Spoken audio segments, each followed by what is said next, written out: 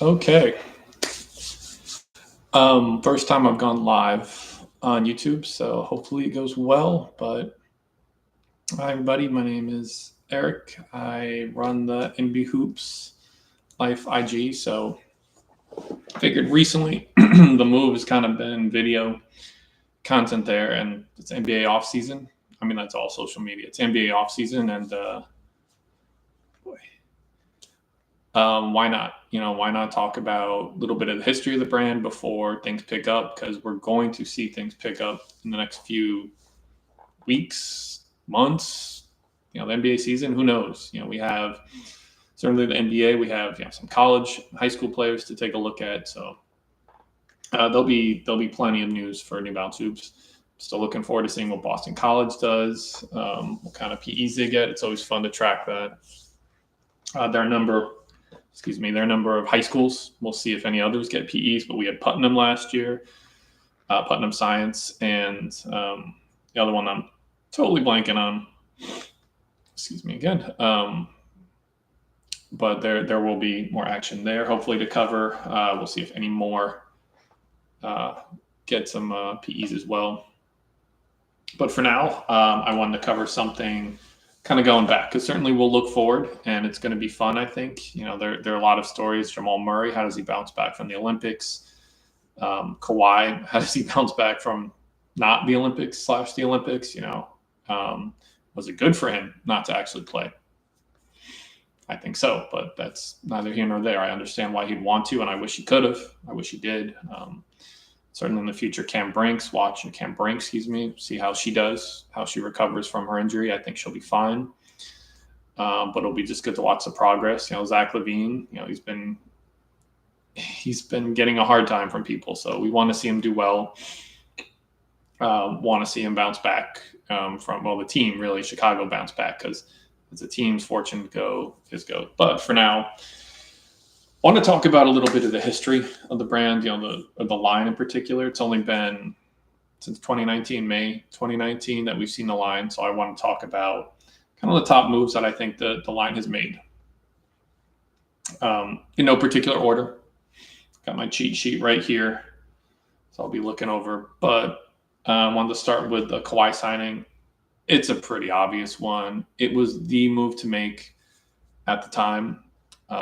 You can look ahead of any move 5, 10, 15, 20 years and say, oh, well, this is happening now.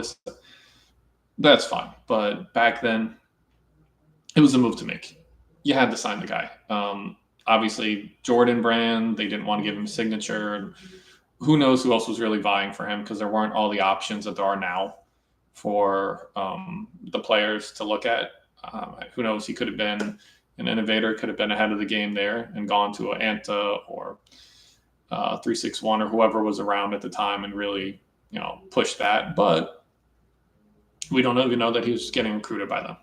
I almost think he wouldn't have been, but I don't know. But it was a big move. It was the right one for New Balance to make. Going from having no players wearing basketball shoes to a guy leading a team to the NBA championship, epic shot against Philadelphia to get them to that next round. I mean, those fun guy shirts, Boardman gets paid. There was a lot going on. He was the man at the time. There wasn't a lot really going on.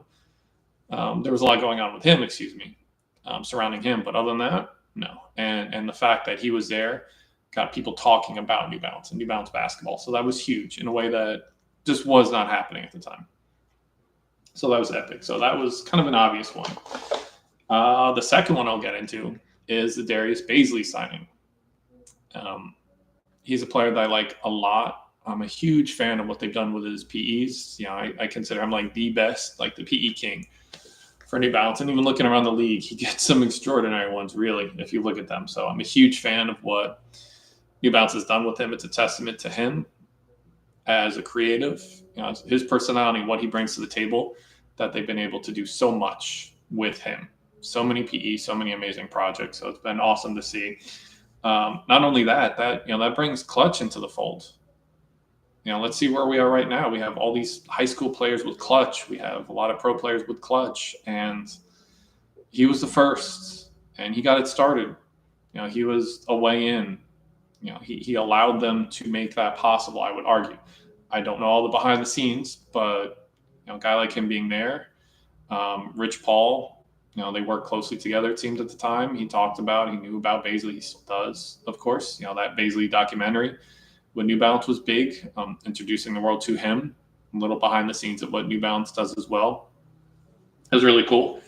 He's still likable, still very talented. He's still young as well. Let's not forget that. Whatever's happening in his career, I know he's kind of at a crossroads, but he's still young, and anything can happen. I'm just glad he's still part of the New Balance squad. There are a couple others that I like. Certainly, those are two big ones, two of my favorites. A funny one that might be kind of surprising, that almost on the surface, like, what are you talking about? Not having the line for years. That line went away. It's kind of murky, the details around when it went away exactly. The New Balance line was around for a long time, early 2000s. It was still around. And there were basketball shoes that existed, but were just kind of hanging out. They weren't really marketed. They were just still there.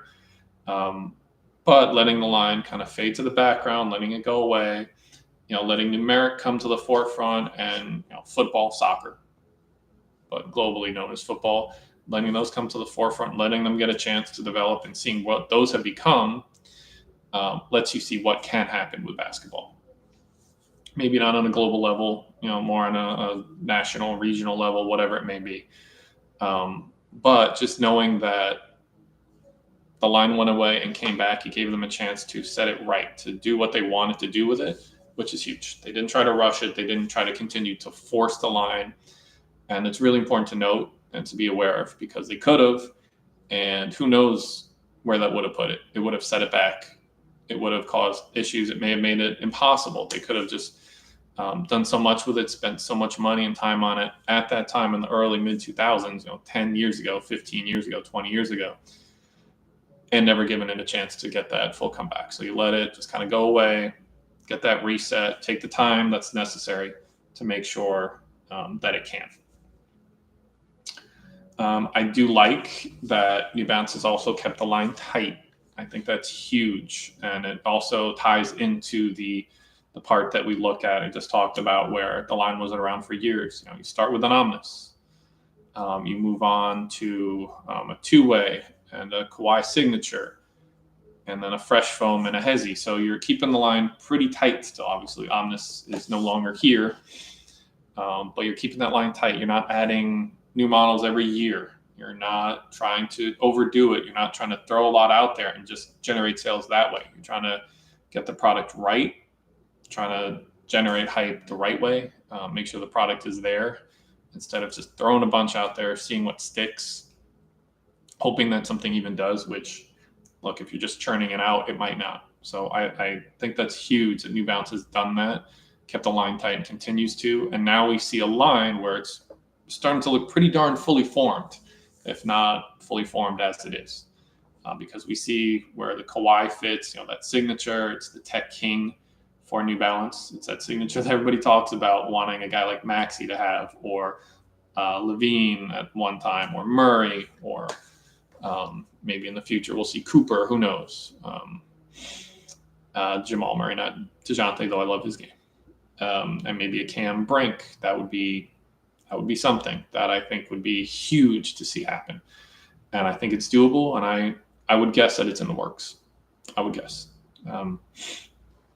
But not having too many lines and not having too many signatures as well. One signature shoe, recognizing the value and the importance of it, what it means to the players, what it means to the buying public, and to the brand. So you're not churning out a bunch of signatures and diluting what it is. You have the top guy right now with a signature, and that's it. Makes perfect sense to me.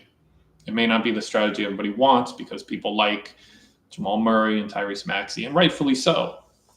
But it just doesn't make sense to have that many. What's the limit?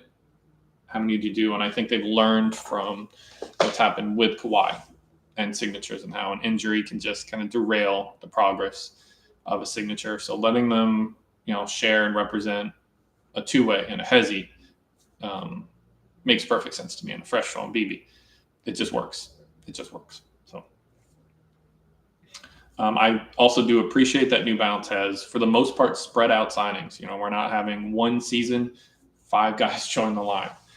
You have guys slowly brought along, guys coming along, and I think we'll continue to see it. There are guys with the line right now that haven't really been touted, hasn't really been announced that they're with the line. We're looking at like a Chris Livingston, Milwaukee, Nick Smith in Charlotte.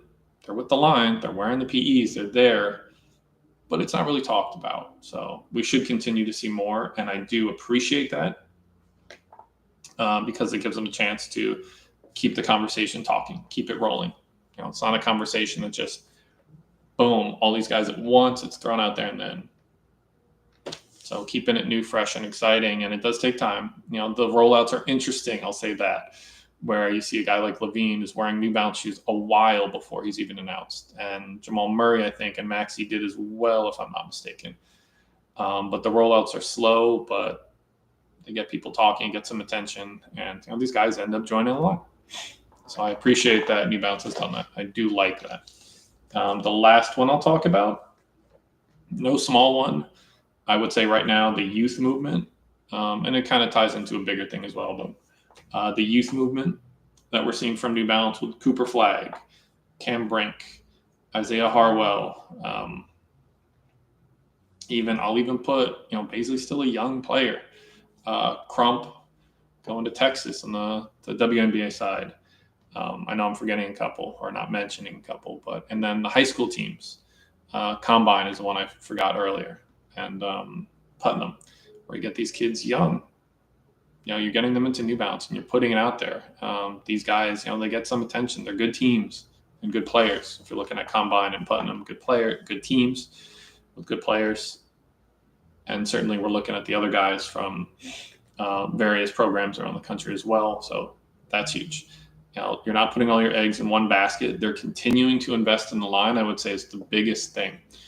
You can certainly look at the players that are being signed, and it makes sense to. I'm not saying don't. You can pay attention to who they're signing, and these are top high school kids. But also the fact that they are signing these kids is huge because it's showing some faith in the line. These are longer-term moves. You're not signing a high school kid to be part of a national ad right now. We're looking towards the future for that. And when that's the case, it bodes well. It should give people faith and confidence in the line that it'll continue, that it's going to go forward. It'll continue to be developed. So there you have it. That's what I look at as the biggest moves. You have the history of the brands right now kind of meeting the future of the brand. We're at that in between. It's that 5 or so year point, May 2019 to right now, September 5th, 2024. So it's around that 5-year point where you really can start to see, they talk about in business where, the 5-year point's that make or break. You kind of see it with the hoops line as well. And it looks strong. We didn't know where it would be 5 years ago, and we see where it is now and can't really imagine where it'll be 5 years from now because innovations could be made that we can't even fathom. Players could come along. We don't know what'll happen. I'm sure players will come along. Kawhi won't be here in 5 years. I'd be stunned if he is. Who knows who will and won't be here. Could see a lot of guys who are currently with the line kind of winding down their careers, other people stepping into their roles. So it could get really exciting. We could see an NBA championship delivered this year. Who knows if Jamal Murray can get it done? If something crazy happens with LA, we don't know. I'm really excited about that. Looking for the two-way coming out and then the season to start. It's exciting. So it's an exciting time. So this is live, so no edits, nothing like that. Unfiltered. Apologize for the profanity, which I wouldn't use. So yes, so I hope anybody watching enjoyed it. Anybody in the future, let me know what you guys think. If you agree or don't agree, I want to know. I want to hear it. I'm down for any kind of debate on this channel. If you can go on my IG, NB Hoops Life, talk to me there. Let me know what you think. I'm always open to that conversation. So again, thank you for anybody watching live and in the future. Appreciate it. And I'll see you guys in that next video. Later.